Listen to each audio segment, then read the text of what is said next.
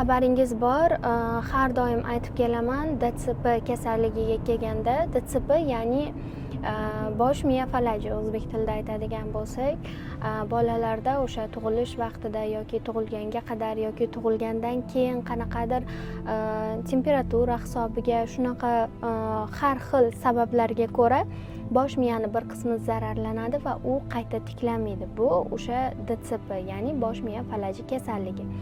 Ko'pchilik tushunadi, bu narsani davosi yo'q. To'g'ri, miyani funksiyasini biz o'zgartira olmaymiz, hech narsa qila olmaymiz. Link qoldirib ketaman. YouTube'da biz bu haqida to'liq videoda gapirib berganmiz, qanaqa holatlarda qanday yo'llar tutishimiz mumkin.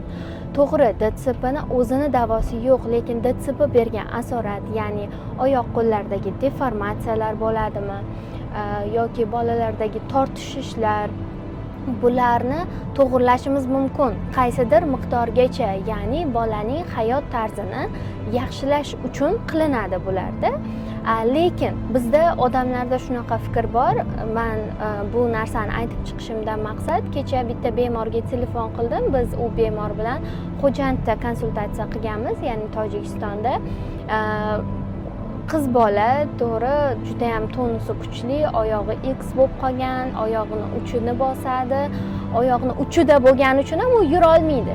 Onasi aytayapti, yura olmaydi bu, oyog'ini bosa olmaydi. Bu xullas negativ, to'liq. Keyin biz tushuntiryapmiz, shunaqa operatsiya qilsak bo'ladi. Oyog'ini to'liq yerga bosadi, oyog'i X'ligi ochiladi, ya'ni yurishga qanaqadir miqdorda biza imkoniyat yaratib berishimiz mumkin. Faqat bu bola normal bolalardagidek operatsiya qildingiz bo'ldi, yurib ketadi emas. Operatsiyadan keyin 6 oydan 1 yilgacha bo'lgan muddatda to'liq reabilitatsiya, ya'ni LFK mashqlari bilan shug'ullanishingiz kerak. Bizda Sovet o'lkalarida, O'zbekistonda, Tojikistonda, mana shu davlatlarda reabilitatsiya ma'nosi faqat massaj. Yo'q, kechirasiz, bu massaj emas. Bizda DTSPda bolalarda mushaklar ishlamaydi, ya'ni mushaklarning faoliyati yo'q, chunki unda harakat bo'lmagan. Biz operatsiya qilamiz. Operatsiyadan keyin mushaklarning harakati bo'lishi uchun, ya'ni mushaklarning kuchi bo'lishi uchun biz fizik mashqlar bilan shug'ullantirishimiz kerak bolani. U ona telefon qilyapman, aytayapman, sizga operatsiya tavsiya qilingandi qizingizga. Nima qiladigan bo'lsiz? Yo'q, qildirmayman. Yo'q, operatsiya qildirmayman. Yo'q, biz LFK bilan davolatamiz. To'g'ri, LFK masalan yaxshi narsa bo'lishi mumkin, lekin hamma narsani DTSPni davolashda o'zini o'rni bor. Hammani o'zini o'rni bor. Nevropatolog o'zini o'rni bo'ladi, ortopedda o'zini o'rni bo'ladi, reabilitologni o'zini o'rni bo'ladi. Siz operatsiya qildirmasdan turib, anu oyog'ini uchida turgan bolani oyog'ini majburlab yerga tushira olmaysiz, chunki uni payi kalta tortishish hisobiga. Shu narsalarni tushunishmaydi o'zimizda. Yo'q, men tushuntiryapman, sizda muammo nima? Pulda bo'lsa pul muammo emas, yordam qilamiz. Yo'q, qildirmaymiz, yo'q, qildirmaymiz. Shunaqangi xuddi men o'zim uchun so'rayotganda aytayapman, yo'q, kerak emas, yo'q. Unaqa bo'lmaydi. Bu masalan siz tushunishingiz kerak bu kasallikni mohiyatini, uni qanaqa davolashimiz mumkin, qanaqa yo'llari bor.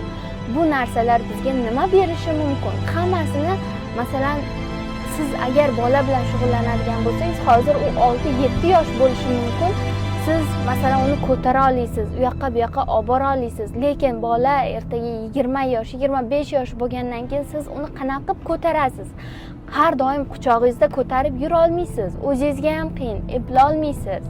O'sha uchun bola DTSP bo'ldimi, kichikligidan biz harakat qilib uni o'zini o'zi eplaydigan darajaga olib kelish uchun harakat qilishimiz kerak. Maqsad shu bo'lishi kerak. Maqsad emas, masalan, normal bolalardek bo'lib ketsin, davolaymiz. Yo'q, bo'lmaydi. U narsani tan olamiz, hamma biladi. Lekin biz bolani hayot tarzini, kelajagini ozgina yengillashtirish uchun harakat qilishimiz mumkin-ku. Bu narsa ota-onalarning qo'lida-ku. Ota-onalar to'g'ri pulda muammo bo'lishi mumkin, lekin men u onaga aytib turibman, pul muammo emas.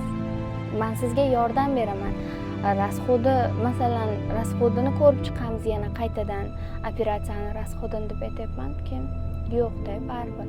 Prosta xafa bo'lib ketdim. U qiz bola hali 7 yosh, katta bo'laveradi. Masalan, u DTSP bolalarda shunaqa qancha katta bo'lgani sari ularni mentalitetiga shunchalik yomon ta'sir qilaveradi. Men yurolmas ekanman, men nogiron ekanman degan narsa. Siz u narsani uning miyasidan chiqarib tashlashingiz uchun bolada o'zini o'zi eplaydigan darajada bo'lish uchun, harakati uchun yordam berishingiz kerak.